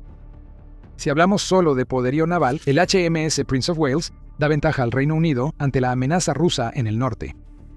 En un artículo del 6 de julio Político, informó que el Reino Unido interceptó una aeronave rusa durante sus operaciones en expansión. Claro, una aeronave está muy lejos de los submarinos que el HMS Prince of Wales busca detectar en aguas del norte. Esta interceptación muestra a Putin que el Reino Unido ya no se anda con delicadezas y no está jugando con Rusia cuando se trata de los intereses árticos de la OTAN. La aeronave rusa en cuestión era un Bear-F o Tu-142, un avión de patrulla marítima. Ha participado en provocaciones propias de la estrategia de guerra híbrida rusa. El Bear-F se acercó varias veces al HMS Prince of Wales y su grupo de ataque de portaaviones en el mar de Noruega, en una maniobra considerada insegura y poco profesional. La semana anterior al informe de Político, la aeronave también arrojó sonoboyas cerca del buque británico. Esas boyas funcionan como micrófonos submarinos para rastrear submarinos, aunque no está claro si a Rusia le importaba su propósito original o solo quería burlarse del HMS Prince of Wales. Sin importar la intención, el Reino Unido actuó directo. Irónicamente, el BRF pasó demasiado tiempo provocando a un oso muy real y pronto recibió un mensaje. Los F-35 despegaron del HMS Prince of Wales el 2 de julio y salieron a interceptar la aeronave rusa, escoltándola lejos del buque de guerra británico. Una foto publicada por Político parece mostrar a los F-35 del Reino Unido enfrentando a la aeronave rusa. El mensaje fue enviado. El mayor buque de guerra del Reino Unido está en el Ártico y listo para desplegar aeronaves ante posibles tácticas de intimidación de Rusia. Ahora que el HMS Prince of Wales está desplegado, la gran pregunta es, ¿qué sigue? Eso es complicado. Un solo portaaviones enviado a aguas árticas no vence automáticamente a Rusia. Sería ingenuo pensar eso. Aunque el portaaviones se una a una fuerza mayor liderada por la OTAN en el norte, los desafíos de defender esas aguas solo aumentarán. Mencionamos que las propias aguas dificultan la detección de submarinos, especialmente cuando esos submarinos se sumergen a gran profundidad, por su agitación y problemas acústicos que causan estas aguas. El derretimiento del hielo altera las capas de salinidad del agua y dificulta detectar y rastrear submarinos. Surgen más desafíos durante el invierno. Es cuando la mayor parte del territorio ártico, tanto en tierra como en el agua, se convierte en un desierto helado en el que es muy difícil para los soldados operar. El HMS Prince of Wales ayuda a superar estos desafíos al funcionar como base móvil para los soldados que pasan los meses cálidos en tierra. El Reino Unido también enfrenta el reto de dejar de ser la potencia naval por la que fue famoso. No es una potencia menor, pero el Wall Street Journal indica que la Marina del Reino Unido ha disminuido desde la Guerra Fría, ya que ahora solo opera 2 portaaviones, 13 fragatas y destructores, de los cuales solo 5 están activos en cualquier momento, y 10 submarinos propios. ¿Es esa una fuerza lo suficientemente grande como para proyectar poder en las aguas del Ártico y al mismo tiempo brindar la protección que el Reino Unido necesita en casa? Parece poco probable. Como miembro de la OTAN, la fuerza del Reino Unido es parte de un conjunto mayor. El reto es asegurarse de que el conjunto se mantenga. Rusia puede aprovechar cualquier división entre las naciones que priorizan las aguas del norte. Hablando de Rusia, ha dejado muy claras sus intenciones para el Ártico y está tratando de fortalecerse tanto como pueda para convertirse en la fuerza dominante en las aguas del norte. Se están poniendo en servicio nuevos rompehielos, que son barcos capaces de abrirse paso a través de las heladas aguas árticas para hacer que la ruta marítima del norte, que mencionamos antes, sea más fácil de recorrer. El Iván Papanin es el primero de los rompehielos armados del proyecto 23.550 que formarán parte de esta flota ártica y que han sido puestos en servicio en septiembre de 2025. El objetivo de Rusia es que ese barco sea acompañado por otros del mismo proyecto pronto. Pero Rusia enfrenta sus propios desafíos. Las sanciones afectan su construcción naval. Esto significa que la flota de rompehielos tarda más en materializarse de lo previsto. En junio, Putin exigió a los astilleros rusos enfocarse en construir más rompehielos nucleares, mientras Rusia busca abrir la ruta marítima del norte. Hay cierta lógica aquí. Rusia no puede enviar más barcos al Mar Negro para atacar a Ucrania. Putin cree que la construcción naval rusa debe enfocarse donde realmente pueda impactar. Órdenes como estas preocuparán al Reino Unido y sus aliados de la OTAN. Rusia también refuerza su infraestructura militar, de transporte y energética en el Ártico, además de la construcción naval. Un artículo de Militarny del 18 de julio sostiene que Rusia ya superó a Estados Unidos en la expansión de su presencia militar en el Ártico. Rusia también tiene ventajas naturales en el Ártico, ya que cuenta con una costa ártica de 24.000 kilómetros y ya ha construido más de 35 campos de petróleo y gas en las aguas del norte que controla. Eso motiva a Rusia a ser la fuerza dominante en el Ártico. Putin debe proteger estos intereses y fomentar la expansión. Una cosa es clara en esto: el Ártico va a ser el próximo campo de batalla global. Eso no significa necesariamente que una guerra sea inminente. Pero lo que vamos a ver, y el despliegue del Reino Unido, es la última evidencia de esto. Es una lucha geopolítica por aguas que antes eran inaccesibles. La ruta marítima del norte se convertiría en una nueva ruta que conecta los océanos Atlántico y Pacífico, y Rusia busca explotar esa ruta al máximo. Puede pelear por el control, por eso la OTAN debe estar lista. El Reino Unido tiene la intención de estar al frente de esa fila y de confrontar a Rusia en el Ártico. El 25 de febrero, el primer Lord del Mar, general de la Marina Real, Sir Win Jenkins, advirtió: actualmente somos puestos a prueba en el Atlántico, en nuestro propio patio trasero. Estos son tiempos inestables y riesgosos. Nuestro trabajo es proteger nuestra nación insular y somos la primera y la última línea de defensa del Reino Unido, que pidió unirse a otras armadas del norte de Europa ante la amenaza rusa. En el frente de los submarinos, el Reino Unido tuvo que lidiar con un trío de submarinos rusos que llevaban a cabo una operación encubierta sobre oleoductos y cables en las aguas al norte del Reino Unido. La amenaza sigue presente. Ya no hay más tiempo para esperar. El Reino Unido y aliados no pueden tardar, ya que Rusia avanza para dominar el Alto Norte. El Reino Unido responde a esas acciones con el despliegue del HMS Prince of Wales. Es probable que el enorme buque de guerra sea parte de una estrategia ártica más amplia que se desarrollará en los próximos meses. La tarea ahora es simple, aunque la ejecución no lo sea: buscar submarinos, detener a Rusia y proteger las aguas del Ártico. El 11 de julio Ucrania perdió a un aliado poderoso. A la edad de 71 años, el senador de Carolina del Sur, Lindsey Graham, falleció. Aunque había opiniones divididas sobre la política de Lindsey Graham, fue uno de los principales defensores de la ayuda militar a Ucrania desde el inicio de la guerra con Rusia. Lindsey Graham visitó Kiev para reunirse con funcionarios ucranianos, incluido el presidente Zelensky, un día antes de su muerte, y se mantuvo firme en su apoyo al país hasta su último aliento. Aunque el senador Graham ya no está, su legado vivirá. El presidente Donald Trump y legisladores de ambos partidos están ansiosos por aprobar un paquete de sanciones que no solo podría poner fin a la guerra, sino también acabar con la Federación Rusa como la conocemos. Es justo lo que Lindsey Graham habría querido. Lindsey Graham, nacido en el pequeño pueblo de Central, Carolina del Sur, en 1955, se graduó de la Universidad y la Facultad de Derecho de Carolina del Sur, antes de servir en la Fuerza Aérea de Estados Unidos. De 1982 a 1989, fue miembro del Cuerpo Jurídico Militar, conocido como JAG Corps, el brazo legal de la Fuerza Aérea. Tras dejar la Fuerza Aérea, ingresó a la Guardia Nacional Aérea de Carolina del Sur en 1989. Aunque nunca fue desplegado ni combatió, tuvo un papel importante en las Fuerzas Armadas de Estados Unidos en roles legales y de asesoría. A inicios de los 90 inició en política, primero en la Cámara de Representantes de Carolina del Sur y luego como senador por su estado en 2003 en Maine. Ocupó ese cargo más de 20 años hasta su muerte. Por su historial militar, Graham se volvió uno de los principales halcones de guerra en Washington en esa época. Una y otra vez, abogó por un papel global intervencionista para Estados Unidos, mayores fondos militares y confrontación directa con adversarios de Estados Unidos en el mundo. Por ejemplo, fue uno de los partidarios más entusiastas de la invasión estadounidense a Irak en 2003 y también apoyó intervenciones en lugares como Libia, Siria e Irán. Y cuando Rusia invadió Ucrania en 2022, no pasó mucho tiempo para que Graham dejara clara su postura. A pocos días de iniciado el conflicto, Graham fue noticia por aparentemente pedir el asesinato de Vladimir Putin en un tuit del 3 de marzo. Solo terminará si alguien en Rusia elimina a este tipo. Le estarían haciendo un gran favor a su país y al mundo. En mayo de 2023, el Ministerio del Interior de Rusia emitió una orden de arresto a Graham tras la difusión de un video donde se reúne con Zelensky y califica la ayuda militar de EEUUU a Ucrania como la mejor inversión que hemos hecho jamás. Fiel a su estilo característico, Graham respondió al incidente con actitud desafiante, diciendo: "Me alegra mucho que mi apoyo a Ucrania haya enfadado al régimen de Putin". Con el paso de los años, Graham apoyó de forma constante y públicamente más ayuda para Ucrania.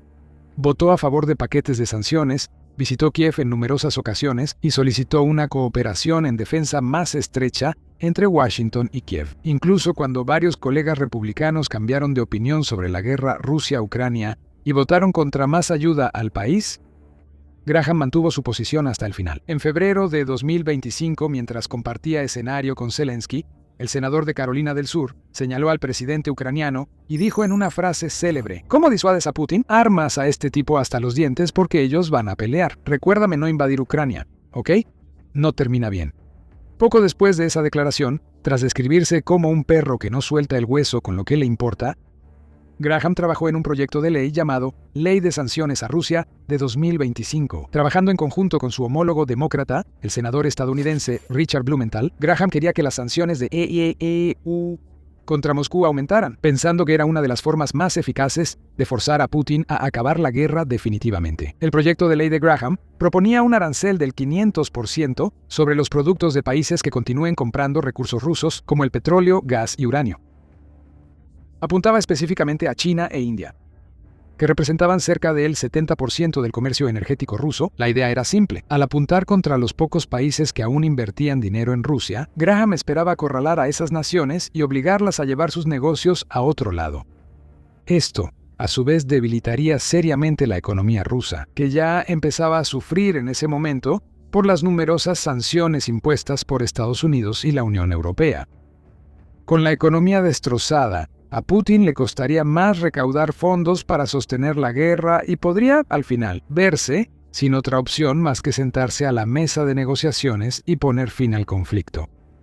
En junio de 2025, Graham anunció con orgullo que su proyecto tenía apoyo de decenas de legisladores. "Tengo 84 copatrocinadores para un proyecto de ley de sanciones contra Rusia, que es una bomba antibúnker económica contra China, India y Rusia por la brutal invasión de Ucrania por parte de Rusia". Con el paso de los meses, Graham declaró repetidamente que la medida estaba a punto de llegar a una votación final, pero los plazos se retrasaban porque el presidente Trump buscaba otros métodos para terminar la guerra, como el contacto directo y la negociación con Putin. Sin embargo, para enero de este año, Graham parecía estar acercándose al éxito. Tras reunirse con Trump, el senador dijo que el presidente aprobó su proyecto de ley y que solo era cuestión de tiempo para que se realizara una votación final. Lamentablemente, no viviría lo suficiente para verlo suceder. Su última gran acción en esta tierra fue al servicio de Ucrania. El 10 de julio voló a Kiev, donde recorrió las instalaciones de producción del fabricante ucraniano de drones Skyfall, creador del PP-1 Son, que ha demostrado ser uno de los drones interceptores más efectivos en la lucha para contrarrestar los incesantes enjambres de Rusia. Graham observó varios sistemas no tripulados y nuevas tecnologías en desarrollo durante su visita.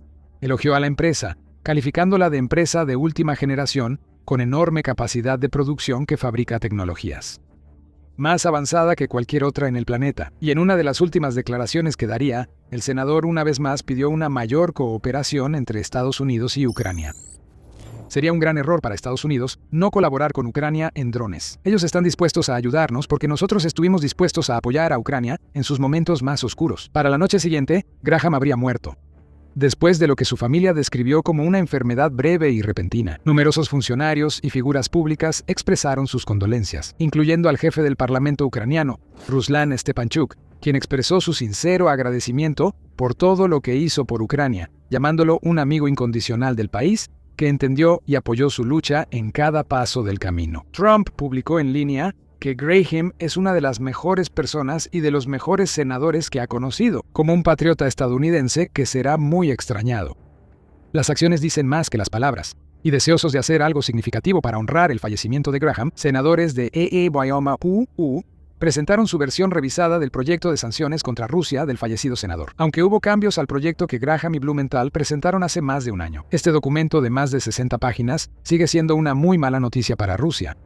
Además, los legisladores quieren apresurar su aprobación como ley, con muchos expresando confianza en que podría avanzar antes de que el Congreso comience su receso de agosto. Ha tomado mucho tiempo llegar hasta aquí, con meses de negociaciones que involucraron a legisladores de ambos partidos, así como a la propia Casa Blanca. Pero ahora que el proyecto de ley de sanciones casi es oficial, Rusia se prepara para algo que podría llevar a su maltrecha economía al colapso y al abismo. Antes de explicar cómo podría suceder y el gran impacto de este proyecto de ley, si quieres ver más información como esta, suscríbete al programa militar. Lo desglosamos así cada semana. Los objetivos del proyecto de ley son claros: elevar la presión sobre Moscú, quitándole ingresos para financiar su guerra con Ucrania. El conflicto, que algunos funcionarios del Kremlin afirmaron originalmente que terminaría en cuestión de semanas o incluso días, ya lleva más de 4 años y medio y es una de las operaciones militares más costosas de la historia moderna.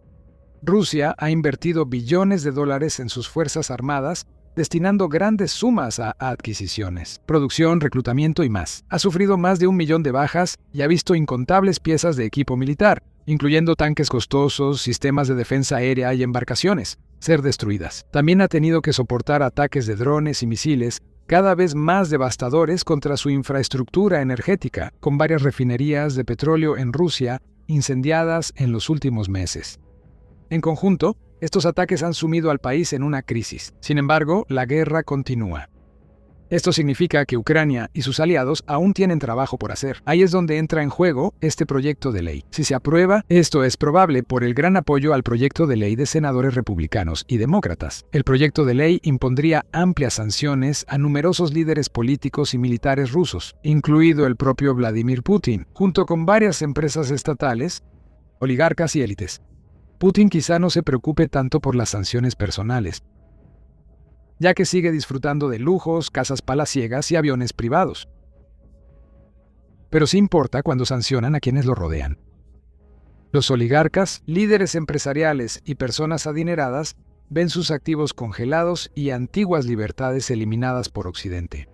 Estas personas han apoyado la guerra de Putin durante años.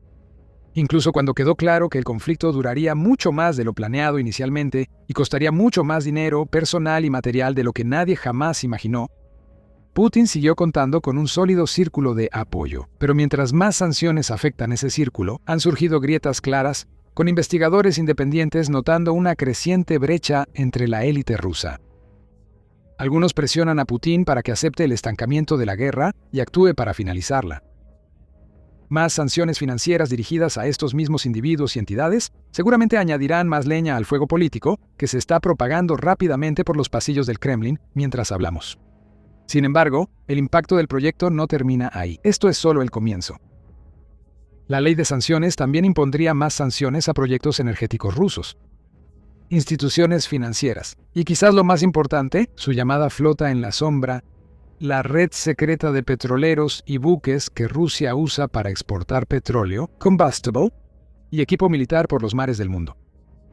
La flota fantasma ha demostrado ser una forma bastante efectiva para que Moscú eluda los paquetes de sanciones existentes y continúe generando ingresos para el país. Emplea tácticas engañosas como comprar barcos y moverlos mediante redes de empresas fantasma anónimas, registrándolos en países con estándares laxos de supervisión marítima y cambiando regularmente sus nombres y detalles de registro para evitar que se forme un rastro documental. Sin embargo, con el tiempo, el resto del mundo se ha vuelto más astuto ante las tácticas de Moscú y ha desarrollado métodos más inteligentes, formas más eficientes de identificar, rastrear y sancionar estos barcos fantasma. Las nuevas sanciones del proyecto de ley dificultarán más las operaciones de la flota fantasma, disminuyendo los recursos que Rusia puede vender y el dinero que obtiene por este método ilícito. La parte principal del proyecto de ley no trata sobre Rusia. Se enfoca en países que siguen haciendo negocios con ella. Esto siempre fue la clave según el senador Graham. Si EEU lograra disuadir a países como China e India de negociar con Rusia, sus principales ingresos se acabarían pronto. Como se mencionó anteriormente, Graham originalmente quería imponer aranceles del 500% a estas naciones, pero era poco probable que el Congreso aprobara medidas tan extremas. El proyecto de ley fue modificado, y la tasa arancelaria se redujo a un 100%, un nivel más razonable pero aún fuerte. Este arancel se aplicará a los 5 principales compradores de petróleo crudo y gas natural rusos. Otros que compran menos probablemente califiquen para exenciones, siempre que demuestren que están tomando medidas significativas para reducir esas importaciones. China e India son los mayores compradores de la lista, y ambos serán fuertemente afectados por el proyecto de ley.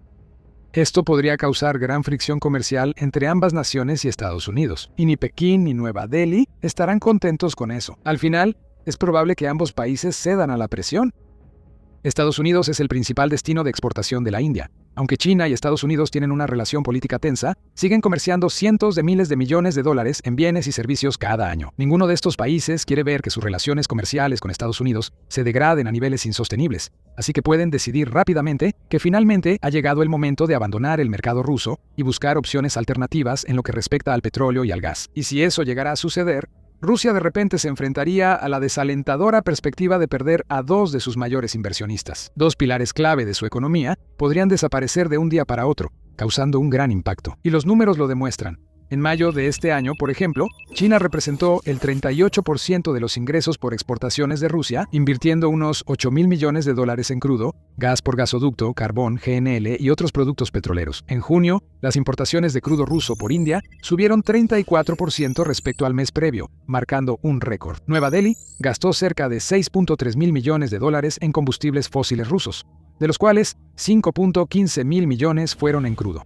Si ambos países dejaran de comprar energía rusa o redujeran significativamente sus inversiones, eso haría que miles de millones de dólares ya no llegaran a la economía del Kremlin. Con el gasto de guerra de Putin fuera de control y los costos subiendo en todos los ámbitos, un impacto así podría ser una sentencia de muerte para la maquinaria de guerra rusa.